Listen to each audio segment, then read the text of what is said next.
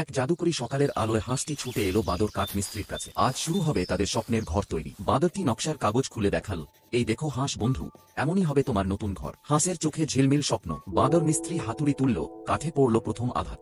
পাশে দাঁড়িয়ে হাঁসটি অবাক হয়ে সব দেখে।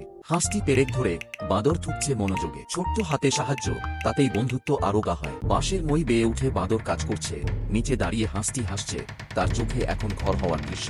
বাঁদরটি গোল জানালায় কাঠ বসায়, হাঁসটি পাশে রোদে হাসে, এই জানালাই হবে আমার প্রিয় জায়গা। বাঁদর দেয়ালের মাপ নিচ্ছে, হাঁসটি পাতার তুলি দিয়ে দেয়াল বানাচ্ছে। জাদুকরি আলোয় দুজনের মুখে খুশির ঝলক।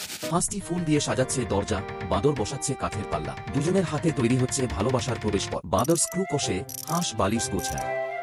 ঘরের প্রতিটি কোণে যেন জাদুর ছোঁয়া লেগে থাকে। দরজা খুলতেই হাঁস চিৎকার করে বলে, ওরে, এটা তো একেবারে স্বপ্নের ঘর। পাশে দাঁড়িয়ে বাঁদর গর্বিত হাসে। হাঁস আর বাঁদর একসাথে বসে হাসছে, হাতে নারকেলের খোল। তাদের চোখে নতুন জীবনের উজ্জ্বলতা। সূর্য ডুবে যাচ্ছে, হাঁস দরজায় দাঁড়িয়ে হাসে, বাঁদর হাত নেড়ে বিদায় জানায়। এই মুহূর্তটা রয়ে যাবে চিরদিন।